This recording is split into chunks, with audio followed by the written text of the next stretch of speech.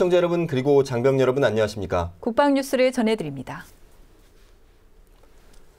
내년도 국방 예산이 37조 4,560억 원으로 확정됐습니다. 정부가 제출한 예산안보다 1,040억 원이 줄었습니다. 오상현 기자의 보도입니다. 2015년도 국방 예산이 37조 4,560억 원으로 2일 국회 본회의에서 확정됐습니다. 올해 예산 대비 4.9% 증가한 규모로 정부가 제출했던 37조 6천억 원에서 1,040억 원이 깎였습니다.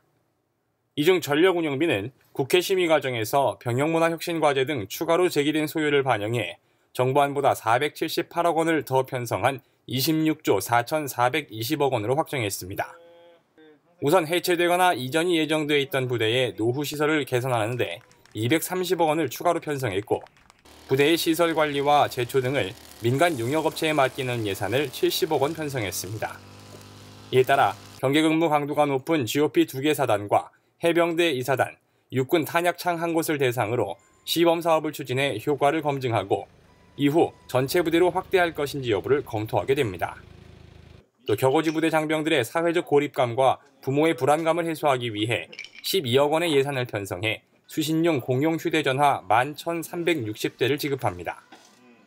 장병의 생활 여건을 개선하는 비용은 늘리는 대신 방위력 개선비는 1,518억 원을 줄여 11조 140억 원으로 조정됐습니다.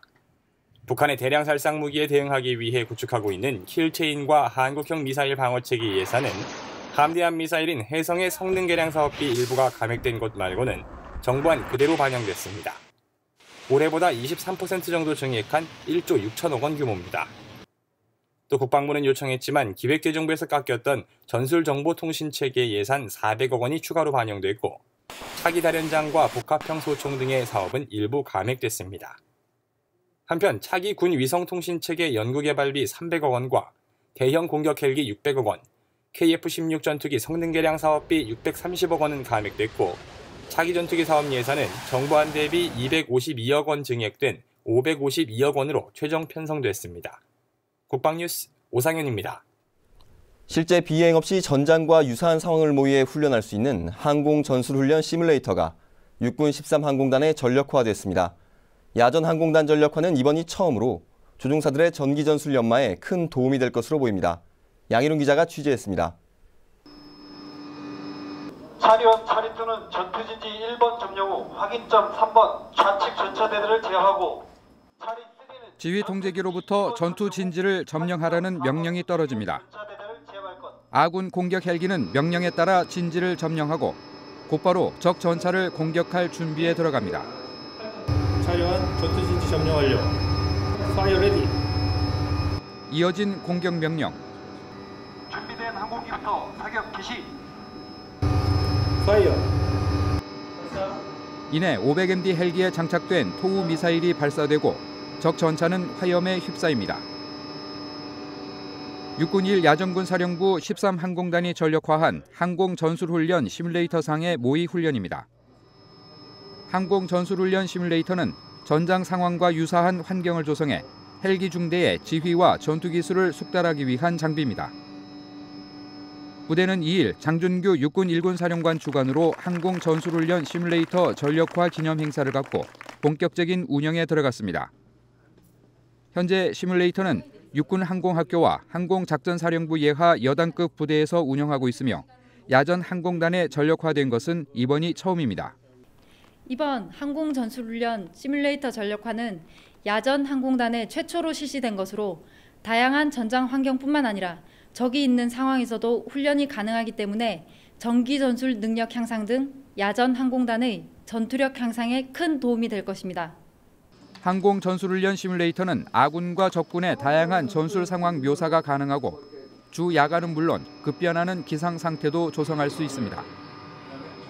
180도로 펼쳐지는 스크린 영상은 모든 지역을 3차원 위성 영상화해 조종사들의 몰입감을 높였습니다. 실제와 동일한 조건에서 안전이 보장된 가운데 훈련할 수 있어 조종사들의 만족도는 높습니다.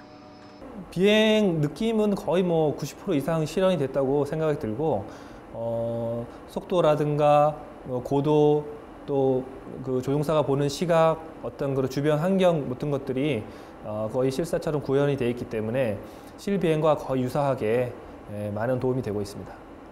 항공 전술훈련 시뮬레이터는 특히 공격 헬기 등 우리 군의 전 헬기 기종을 다룰 수 있게 했습니다. 이를 위해 조종석은 횡렬에서 종렬로도 변경이 가능한 가변형으로 설계됐습니다. 항공 전술훈련 시뮬레이터는 비용 절감의 효과도 있습니다. 실제 500MD 항공기 한 대를 운용하는 것에 7% 비용만으로도 훈련이 가능합니다. 시간당 60만 원 들던 게 시간당 약 4,300원으로도 훈련의 성과를 극대화할 수 있다는 얘기입니다.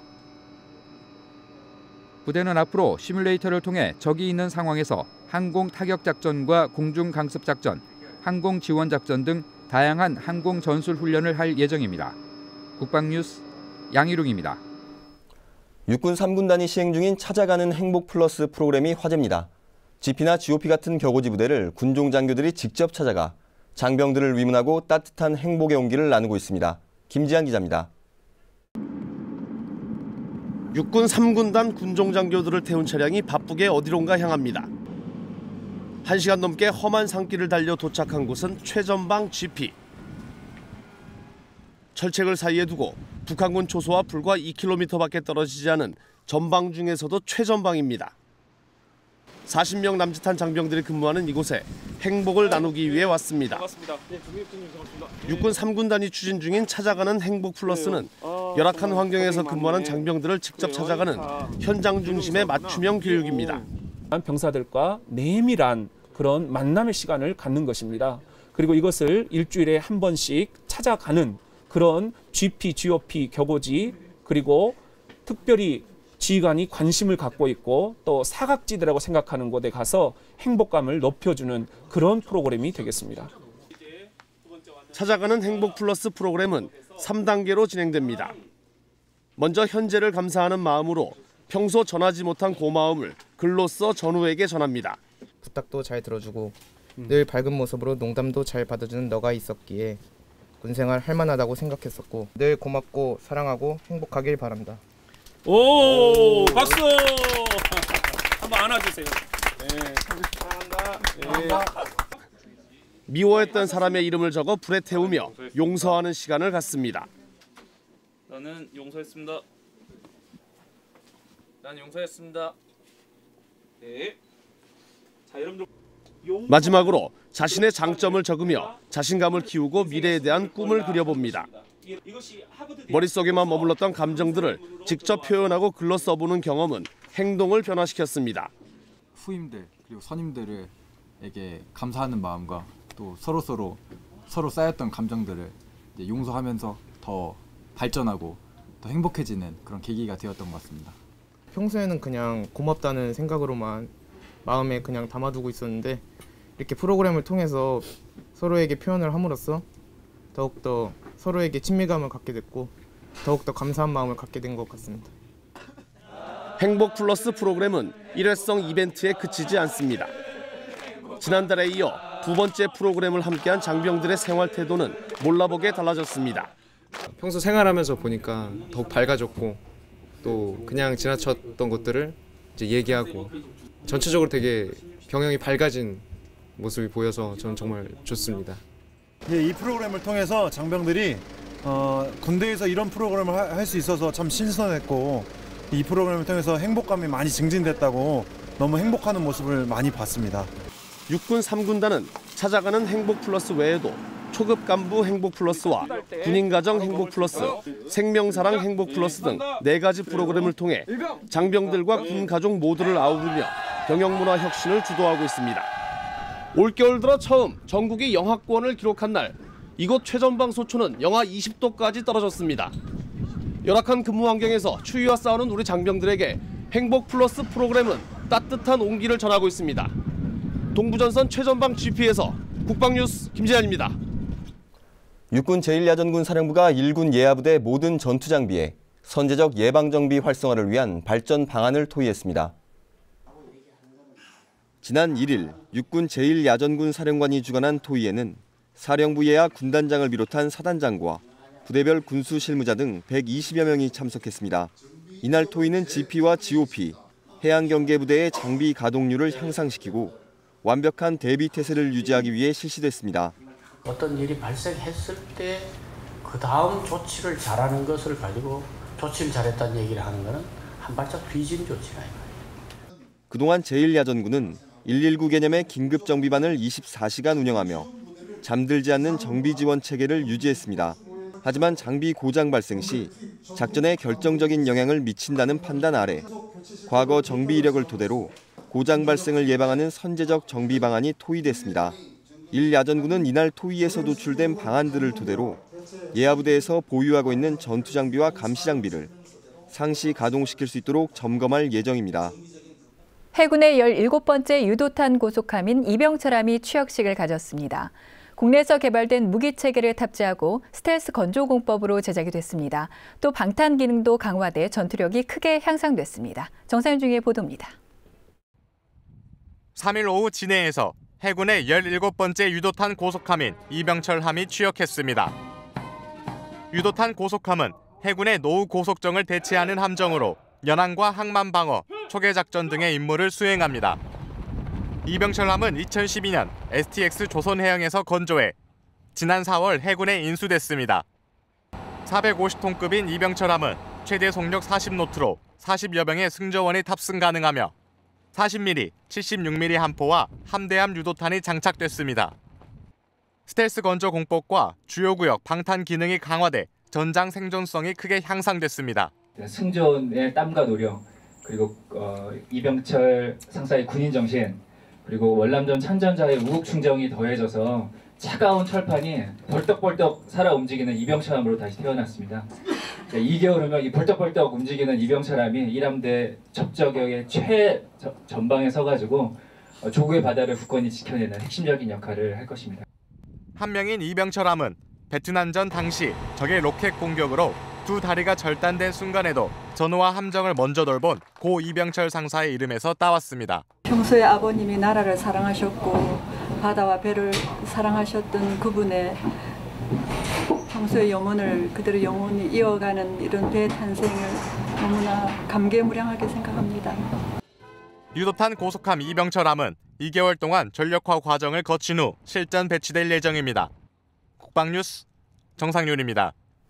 전쟁 역사를 주제로 한 어린이 박물관이 전쟁기념관에 마련됐습니다. 선사시대부터 삼국시대, 현재까지 아이들의 눈높이에 맞춘 다양한 전시실이 운영돼 호응을 얻고 있습니다. 윤현수 기자입니다. 고사리 같은 손에 빨강과 파랑, 검은색 크레파스를 쥐고 태극기에 열심히 색을 그려넣습니다. 6살, 7살 배기 아이들의 눈망울엔 신기함이 가득. 친구들과 함께 색칠하기에 시간 가는 줄 모릅니다. 1절부터 4절까지 애국가도 씩씩하게 따라 부르고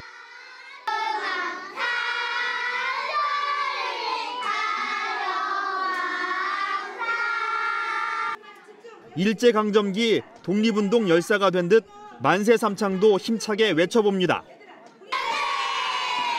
3일 개관한 전쟁기념관 어린이 박물관의 가장 큰 특징은 전쟁이란 무거운 주제를 어린이 눈높이에 맞춰 놀이와 체험형 전시로 연출했다는 점.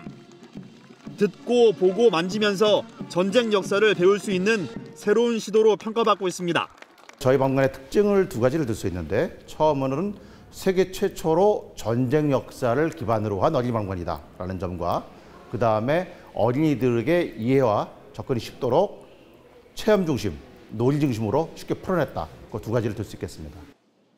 박물관 전시실은 크게 6개 공간으로 구분됩니다. 전쟁 역사 탐험존에서는 삼국시대부터 조선시대를 대표하는 전쟁 영웅 6인을 만나볼 수 있고 나라 잃은 슬픔존에서는 일제강점기 조상들이 겪은 아픔과 어려움을 쉽게 공감할 수 있도록 풀어놨습니다. 끝나지 않는 전쟁존에서는 아이들이 6.25 전쟁을 보다 쉽게 이해할 수 있도록 다양한 그림과 설명 등으로 벽면을 연출했습니다. 이 밖에 평화의 씨앗존과 사랑하는 우리나라 전시존도 마련돼 어린이 유격장에서 신나게 뛰어놀고 영상과 함께 애국가를 부를 수 있습니다. 박물관은 매시간 1회 60명씩 운영되며 전문 요원의 안내와 지도로 진행됩니다. 관람 신청은 예약하거나 현장 접수로 이루어지며 15명 이상은 사전 예약을 통해 방문이 가능합니다. 저희 전쟁기념관 어린이 박물관이 이제 오랜 기간 동안에 준비를 해서 개관을 했는데요. 아무래도 세계적으로 유례 없는 그러한 전쟁 역사를 다룬 박물관이기 때문에 어린이 여러분과 각 학교에서 많은 방문해 주셨으면 감사하겠습니다. 6개월여 공사 끝에 탄생한 전쟁기념관 어린이 박물관. 전쟁기념관은 어린이들이 전쟁의 교훈과 평화의 소중함을 느끼고 공동체 의식을 배울 수 있도록 유익하고 즐거운 공간으로 박물관을 발전시켜 나갈 계획입니다. 국방뉴스 윤여수입니다. 국방부가 병영문학상을 수상한 장병들을 초청해 제13회 병영문학상 시상식을 열었습니다. 심혜슬아사의 보도입니다. 백승주 국방부 차관 주관으로 열린 병영문학상 시상식에는 한국문인협회 이사장과 입상 장병들이 참석했습니다. 병영문학상에는 시, 수필, 단편소설 등 3개 부문에서 5천여 명의 장병들이 응모했으며 부문별로 각각 최우수상 1편, 우수상 2편, 가작 3편을 선정해 시상했습니다. 병영문학상은 장병들의 문학 능력 개발과 정서 함양을 위해서 2002년부터 실시하고 있으며 올해 18회째를 맞이했습니다. 올해에도 많은 장병들이 응모를 하셔갖고 장병들의 문학의 열정을 보여줬고요. 내년에도 더 많은 장병들이 응모하고 보람찬 행사가 될 수 있도록 노력할 계획입니다. 최우수상은 시 부문에서 김현석 육군병장의 연어가, 수필 부문은 김병철 해병대 병장의 두 분의 아버지가, 단편 소설 부문은 이돈희 육군병장의 그의 탄환이 각각 선정됐습니다. 최우수상 수상자에게는 국방부 장관 상장과 상금 300만 원이 수여되며 한국문인협회 회원 자격이 부여돼 문인 등단의 기회도 주어집니다. 우수상과 가작 수상자에게는 국방부 장관 상장과 각각 상금 200만 원과 100만 원이 수여됩니다. 평소에 틈틈이 취미 삼아서만 글을 썼었는데 이번 병영문학상을 알게 되고 이번 상을 통해서 제 능력을 알 수 있게 돼서 정말 기쁘고 이게 나중에 전역하고 이후에도 많은 도움이 될 것 같습니다. 병영문학상은 장병들에게 문단 등단의 기회를 제공하고 자신의 군 생활을 되돌아볼 수 있는 계기가 됐습니다. 국방뉴스 심예슬입니다. 다음은 국방 게시판입니다. 방위사업청이 3일 2014년 절충교역 성과학술회의를 개최했습니다.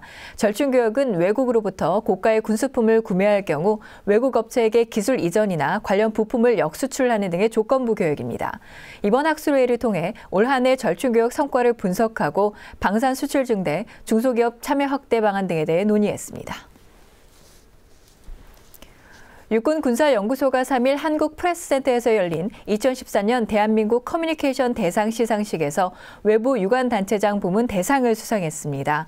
육군군사연구소는 지난 6월 발간한 남수단 재건지원단 한빛부대 화보집으로 대상을 수상했으며 화보집에는 한빛부대 창설과 남수단 소개, 주요 활동, 파병 성과 등을 담았습니다. 해병대 교육훈련단이 소수정예 강한 해병을 육성하고 학교 교육의 발전 방향에 대해 논의하는 2014년 해병대 학교교육 발전 세미나를 개최합니다. 오는 5일 오후 1시 30분 해병대 교육훈련단 2학현관에서 열리며 해병 전사 프로그램, 상륙작전 교육, 신병 교육훈련 발전 방안에 대해 발표됩니다. 육군이 학군협약대학의 부사관학과 교수를 선발합니다. 현역은 2015년 3월 이전 전역해야 하며 예비역은 전역한 지 3년 이내여야 합니다. 대덕대, 대경대, 대전보건대, 송곡대, 원광보건대, 가톨릭 상지대로 각 대학의 자격 요건과 계약사항은 육군본부 홈페이지에서 확인할 수 있습니다. 오늘 15일까지 접수하며 2015년 3월 채용될 예정입니다. 자세한 내용은 육군 인사사령부로 문의하시기 바랍니다.